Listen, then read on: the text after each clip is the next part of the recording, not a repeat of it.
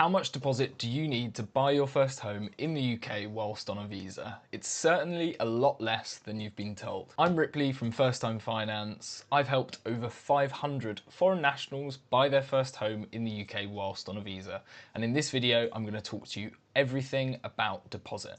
Somewhere along the way, there was a huge myth that came about that people that are on a visa in the UK need a 25% deposit. Now this really came about because the majority of lenders in the UK market do require a 25% deposit, but there are still plenty that we can access. I'm talking 15, 20 different lenders that we can access with less than 25% deposit. And this can even be as low as 5%, or sometimes there is one lender even that can do it with as little as £5,000 deposit. So I'm going to talk you through these different options and how this works in this video. Now the actual deposit amount that you can use depends on a few things, and mainly it is your income level and your credit profile.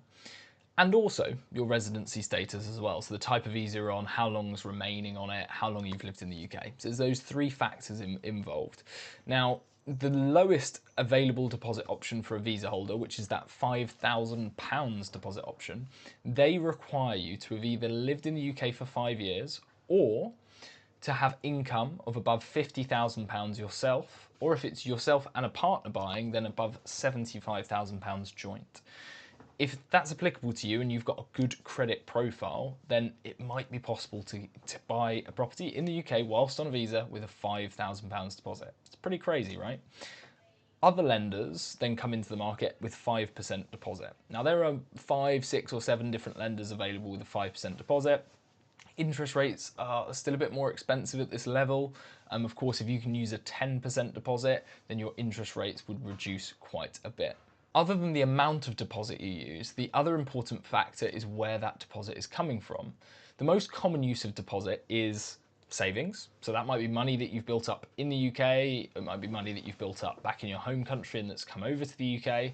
Another one can be a gift from an immediate family member, so someone like a sibling, parent, grandparent, uncle, something like that. As long as they are a blood relative, that's the most important thing. One of the forms of deposit that a lot of people want to use but is unfortunately not acceptable to lenders is revolving savings schemes. And these, it depends where you're from. If you're from Nigeria, you call it ajo. There's also other names, susu, thrift, round robin, for different cultures and communities. But unfortunately, it's not allowed because it's very difficult to prove the true source of those funds, so lenders do not accept it. So my point here would be, just be very careful about how you save up that deposit in the first place, and then you won't run into issues later down the line when you come to apply for the mortgage. When speaking about the deposit, it's also very important to think about the other costs as well, because you're going to need your deposit and then you're going to need a bit of money on top for the other fees involved. So those will be things like solicitors' fees, which is generally about £1,600 to £1,800.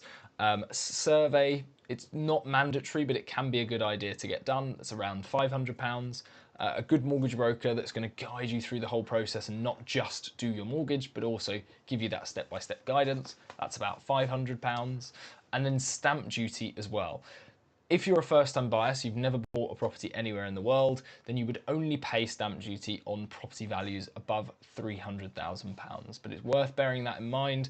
There are some quite useful calculators online that you can have a look into to check that out a bit further. So if you're watching this and you're thinking this is great information, but how much deposit do I need for my personal circumstances? The only way of really finding out is by speaking with myself and my team. Of course, you could research, you could speak to other mortgage brokers. I think we're the best to help visa holders in the UK. You can check out our reviews online to verify that as well. We've got over 200 5-star reviews on Trustpilot. We are really well placed to help you. We understand which lenders, we understand the situations. So if you had a chat with one of our advisors and our team, we'd be able to get some documents in, review your whole circumstances and get an agreement in principle done. The agreement in principle will do the credit check, and that's the important thing, to verify how much deposit that you will need. So if you'd like some help, please do reach out. You can drop any questions in the comments section below. If you enjoyed this video, please subscribe and like, and I will see you in the next video.